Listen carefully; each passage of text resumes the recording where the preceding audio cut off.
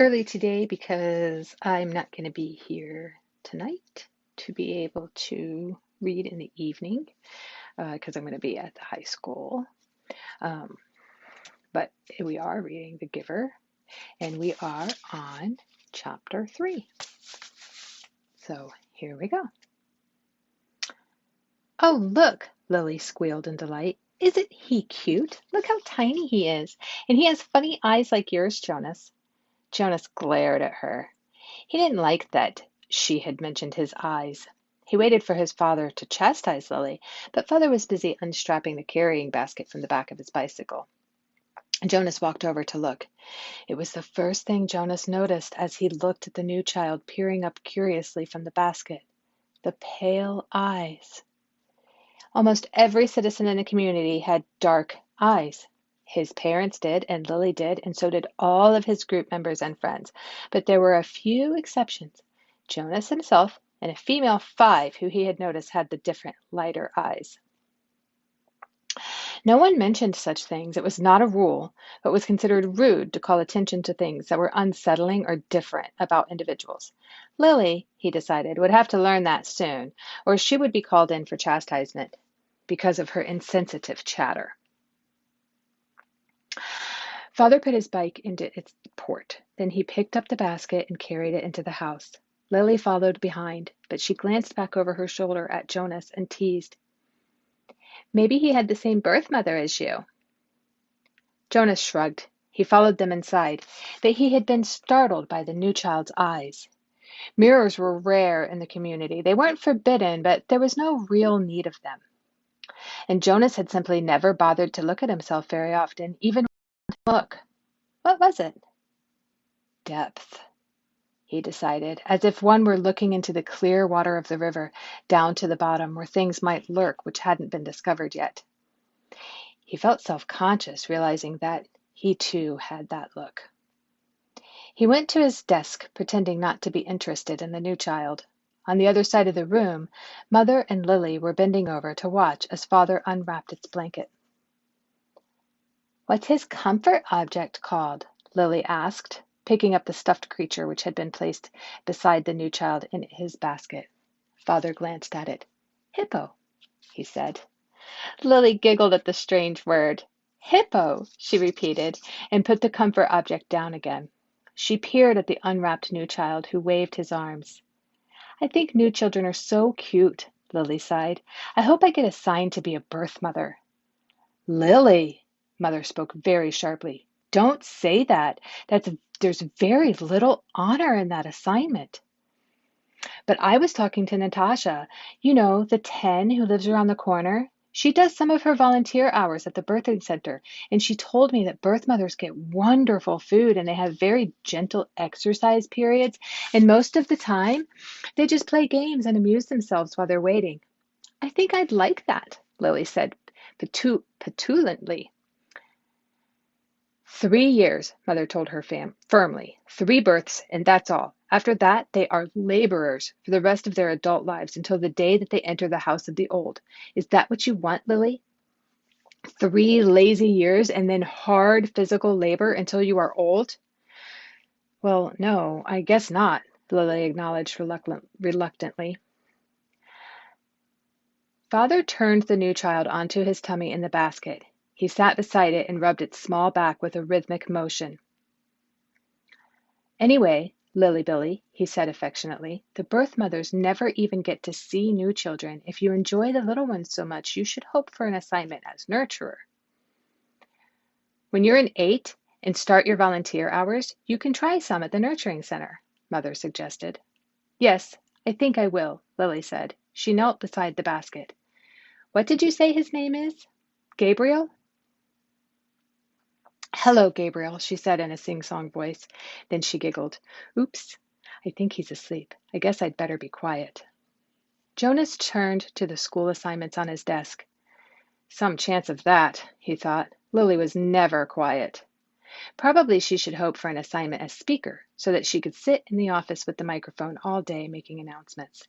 He laughed silently to himself, picturing his sister droning on in the self-important voice that the speakers seemed to develop, saying things like, "Attention, this is a reminder to females under 9 that hair ribbons are to be neatly tied at all times." He turned toward Lily and noticed to his satisfaction that her ribbons were, as usual, undone and dangling. There would be an announcement like that quite soon, he felt certain, and it would be directed mainly at Lily, though her name, of course, would not be mentioned. Everyone would know. Everyone had known, he remembered with humiliation, that the announcement, "Attention, this is a reminder to male 11s that objects are not to be removed from the recreation area and that snacks are to be eaten, not hoarded," had been specifically directed at him. The day last month that he had taken an apple home.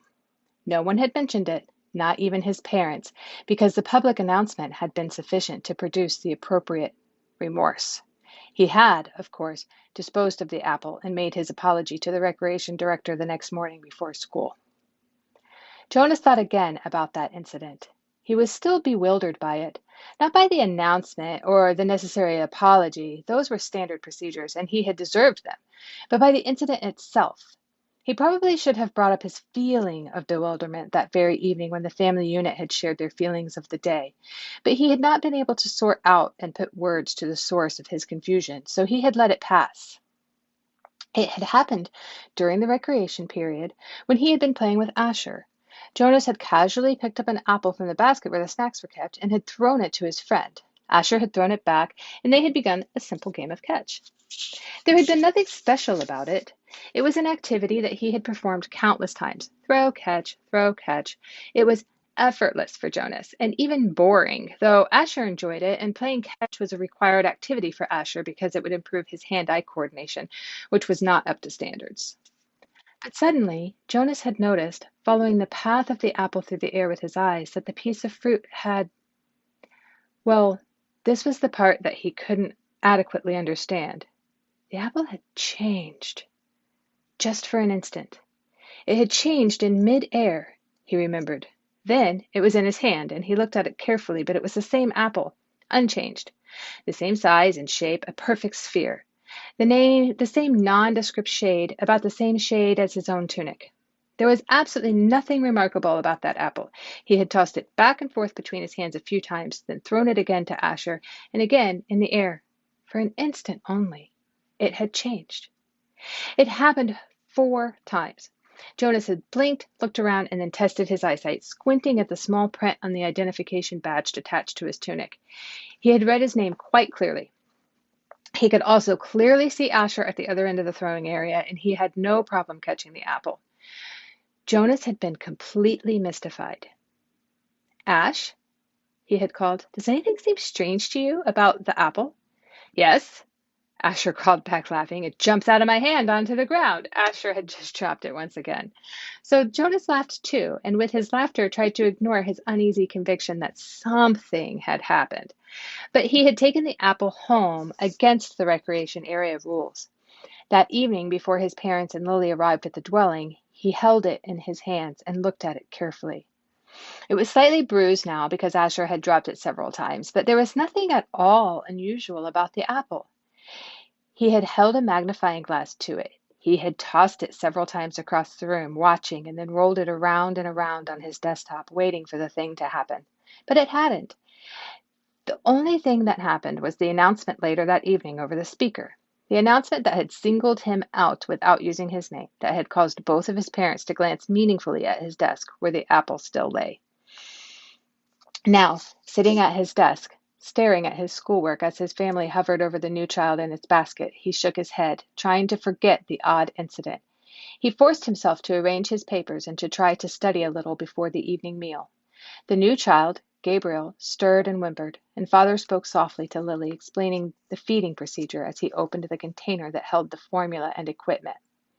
The evening proceeded, as all evenings did in the family unit, in the dwelling and the community, quiet, reflective, a time for renewal and preparation for the day to come. It was different, only in the addition to it of the new child with his pale, solemn, knowing eyes.